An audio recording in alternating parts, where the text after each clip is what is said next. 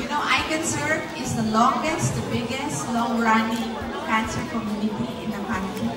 And Cara Alipalo will always say, we are not here to compete, we are here to help each other. The first time you are told to have cancer, grabe impact. No? I think many of you can relate. Cancer does not wait for the right time. It does not wait for symptoms, and it does not wait for you to feel ready. Early detection is the only way to stay ahead of time.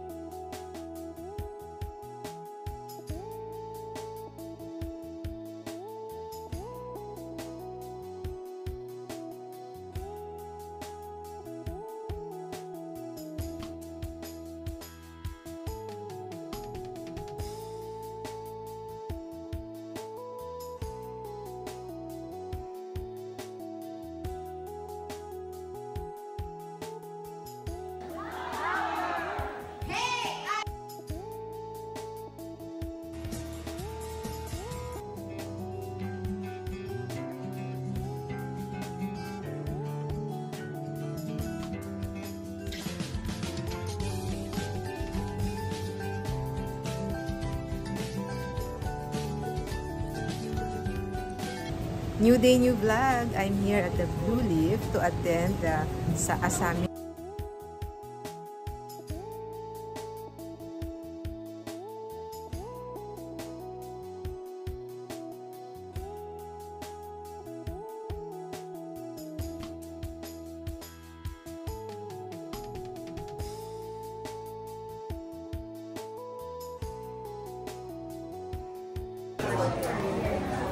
Registration now.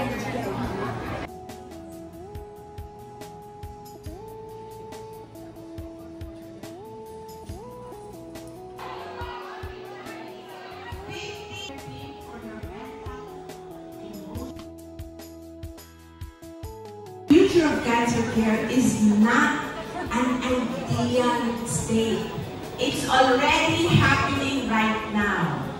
As in cancer care is treating the tumor, healing the person, and creating a better system. Magandang umaga sa inyo lahat. Added service para sa pasyente. Makakatulog ba? Oh wow, nag-absent na lang. Okay. Okay, very good. Ngayon, with our bodies, are you ready? Okay, so gagayahin nyo lang ako. Hey, Adea Lay. Hey, Adea Lay. A wiki wamba. A wiki wamba. Umasa masa masa. Umasa masa masa. Hey, alawi, alawa. Hey, alawi, alawa. But that was really nothing. So we can do it louder! Louder! Hey, Adele! Hey, Adele! Hey, Adele! But that was really nothing! So we can do it louder! Hey, Adele! So every single one of you, I encourage you to read. Our keynote speaker is a medical oncologist and cancer nutritionist who believes in the power of integrating holistic practices with modern medicine. His work and passion reminds us that healing is not just about treating disease, it's about caring for the whole person. As he shares why we need an integrative approach to cancer care, isang masigabong palakpakan at amazing naman po para kay Dr. Alex Delgado!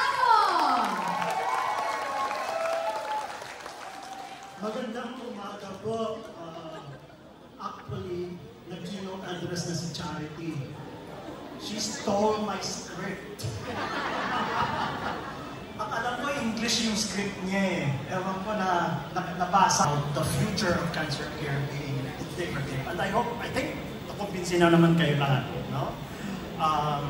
Pero umpisa muna ako sa kwento. Real patient. 55 years old, stage 1 lang. And sa kabila, may lump din, pinatanggal niya pareho. No? For all intents and purposes, ang survival rate ng ganito is, what, 97 to 99%? 97 to almost pure. Yeah. But, yung isip ay hindi sumabaw to endurance. No? The first time you are told to have cancer, grabe yung impact. No? I think many of you can relate to that. And it is said that studies have shown that loss of hope, yung nawawala ng pag-asa, may be the most devastating risk factor leading to poor prognosis, and that can lead our immune system really exhausted. You are diagnosed, importante to examine ating spirituality. Because spirituality is the dynamic aspect through which people seek meaning, purpose, and transcendence. Isang napakagandang reminder po of what's possible when modern medicine and holistic wellness really comes together. Kumusta? I-bring up lang po natin ulit ang energy. How about, let's hear it from the right side of the room. Amazing!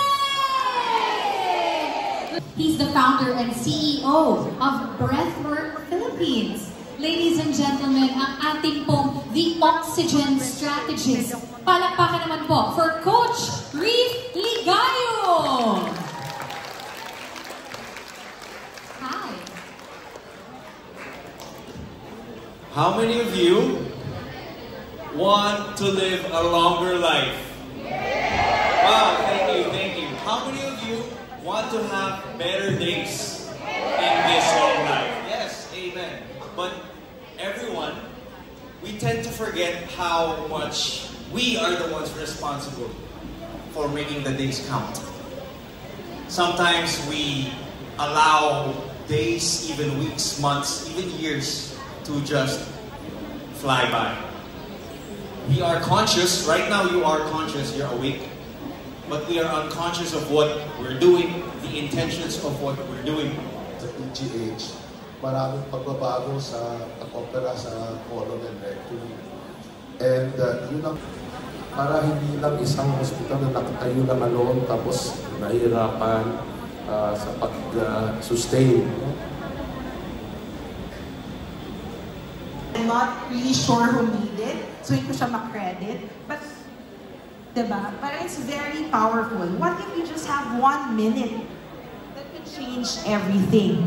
1 minute to check, 1 minute to book an appointment, 1 minute that could save a life.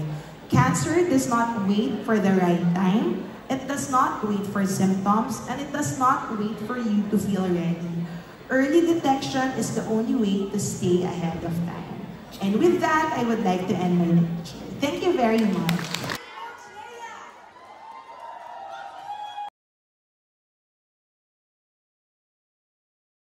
If we start noticing the good things, Hi! Masaya? Mas masaya magwapo yung nasa harapan mo.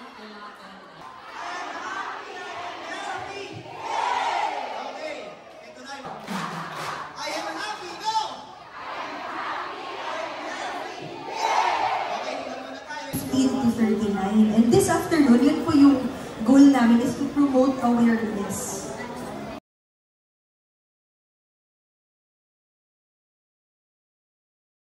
Supposedly, yung roles nila iba. Supposedly, nasa labas sila, hindi na sa hospital. And screening and prevention, ginagamit na newer treatments. Welcome naman si April, everybody! Such a wonderful demonstration of how movement can reconnect us to our strength, our energy. These are our cancer survivors and fighting until the end. A holistic wellness program para sa mga pasyente. Feeling hopeful. Someone who is Christ-centered. Someone who is compassionate. And someone who is competent. Alam ko, pag nagkataon yung doktor ko, charity din. Pero ito yung problema. Sa sobrang galing, ang haba ng bilang. But you know, Regular Bible class every Tuesday, Thursdays, and Saturdays. Lahat silang naka-attend dito. Halos natapos na namin yung... Thank you so much, amazing Doc Charity. sabi nga ng president ng I Can Serve, and I think at this point, President Digoy is still here. Yes! Ever supporting President of I Can Serve. You know, I Can Serve is the longest, the biggest, long-running cancer community in the country.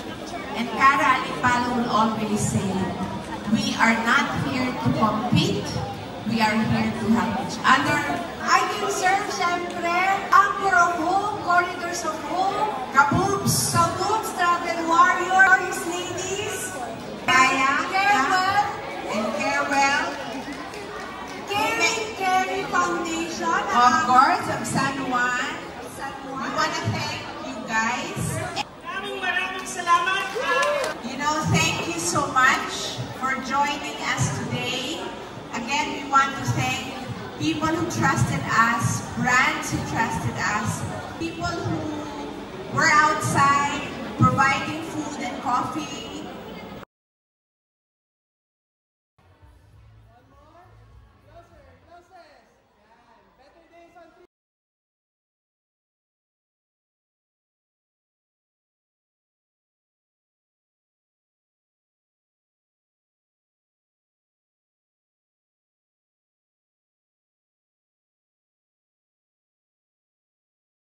I'm with Tin and Julius. Hi to the subscribers of Meldy's channel, Meldy Baldovino Vlog. Yes. Ang ganda ng content niya because it's about surviving cancer, being a fighter of cancer and surviving it. So let's fight the big C. So ayan subscribe kayo sa channel ni Meldy. Meldy! Support tayo kay Meldy. Support tayo sa dami ng mga yung sakit na cancer ngayon. We all need this. We need more information, and through Meldy and her guests, marami tayong matutulungan. Good luck sa iyo, Good luck, Meldy. Thank you very much. It's a pleasure meeting you, and always have faith, hope, and love. And subscribe din kayo sa channel namin, guys. Kay Julius Babo Unplugged and Christine Babo's channel. Thank you. Bye. Ingat, Meldy.